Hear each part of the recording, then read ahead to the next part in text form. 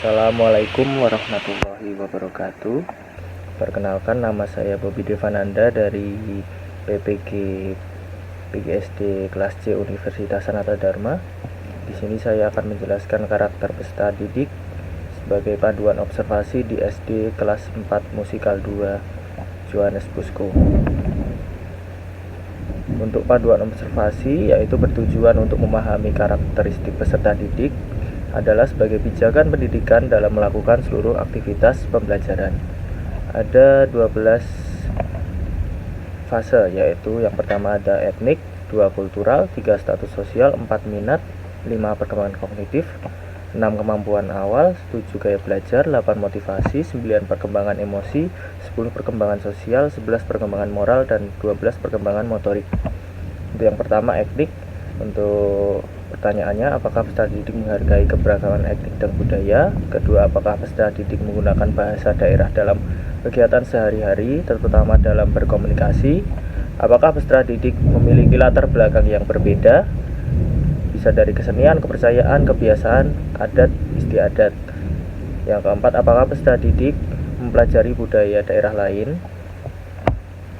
Yang selanjutnya yaitu kultural, apakah peserta didik menerapkan budaya 5S dalam kebersihan di sekolah? Yang kedua, apakah peserta didik menerapkan profil belajar Pancasila di sekolah?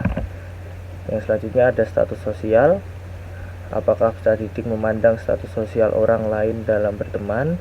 Yang kedua, apakah digunakan peserta didik untuk pergi ke sekolah? Seperti apa yang digunakan, yaitu seperti kendaraan umum, pribadi, sepeda, atau jalan kaki. Dan apakah peserta didik memperoleh hak yang sama dalam mendapatkan layanan pendidikan yang terbaik tanpa membedakan status sosial? Apakah peserta didik memiliki fasilitas pendukung dalam pembelajaran di sekolah? Yang selanjutnya yaitu minat, apakah peserta didik tertarik dalam kegiatan pembelajaran dengan metode dan model tertentu? Dua, apakah peserta didik aktif dalam proses pembelajaran?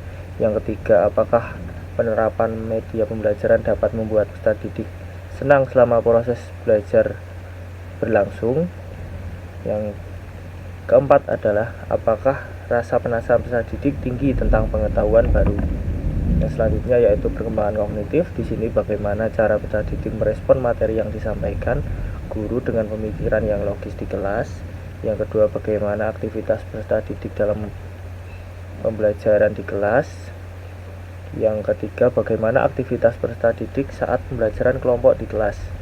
Yang keempat, bagaimana cara peserta didik menyampaikan gagasan atau ide di kelas. Dan yang kelima, bagaimana cara peserta didik menyelesaikan tugas atau menyelesaikan masalah dari guru. Selanjutnya ada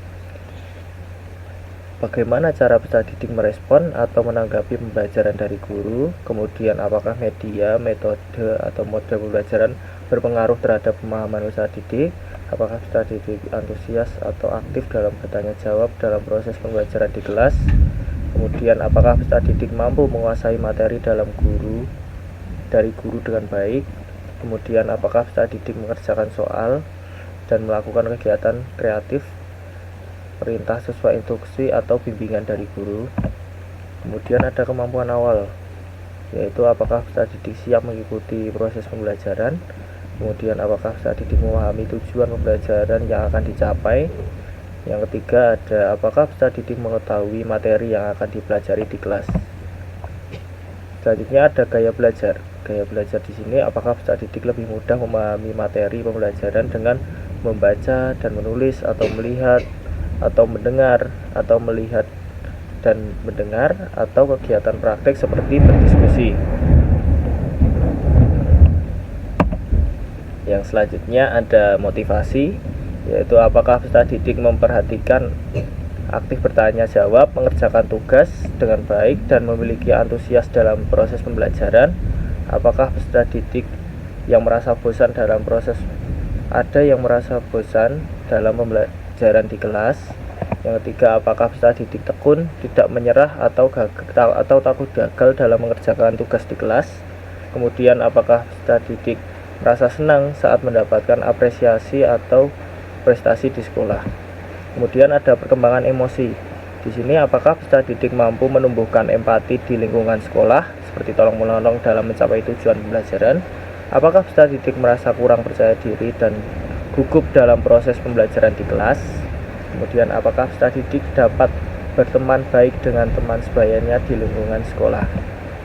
Kemudian untuk perkembangan sosial, apakah peserta didik memiliki perilaku sosial seperti sifat pendiam di sekolah. Apakah peserta didik memiliki perilaku sosial seperti aktif berinteraksi dengan teman dan guru, mudah bergaul dan menghargai teman di sekolah. Kemudian ada pengembangan moral. Di sini apakah peserta didik mengikuti kegiatan ibadah di sekolah dengan baik. Yang kedua ada apakah peserta didik mematuhi tata tertib aturan di sekolah. Yang ketiga, apakah peserta didik dapat menghormati dan berbicara dengan sopan kepada seluruh warga sekolah. Yang kelima, apakah peserta didik tidak mengganggu teman atau kegiatan pembelajaran di kelas.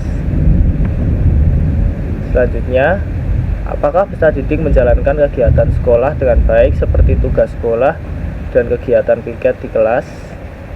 Selanjutnya ada apakah peserta didik menanamkan diri untuk tidak berbuat tercela seperti melihat tugas teman saat mengerjakan ulangan. Kemudian apakah peserta didik peduli dengan teman dan kesadaran diri seperti membuang sampah pada tempatnya. Yang terakhir ada apakah peserta didik tidak membeda-bedakan dalam berteman dan memberikan kesempatan teman lain untuk berpendapat dalam proses pembelajaran. Selanjutnya ada perkembangan motorik. Di sini apakah peserta didik dapat menulis, menggambar, keterampilan lain dalam proses pembelajaran sesuai perintah guru. Kemudian apakah peserta didik dapat mengembangkan benda di sekitar menjadi sebuah karya. Yang ketiga, apakah peserta didik mampu melakukan kegiatan fisik seperti olahraga, permainan tradisional, kegiatan kebersihan, dan kesenian. Ya, sekian presentasi dari saya. Bila ada salah kata, mohon maaf. Terima kasih dan sampai jumpa.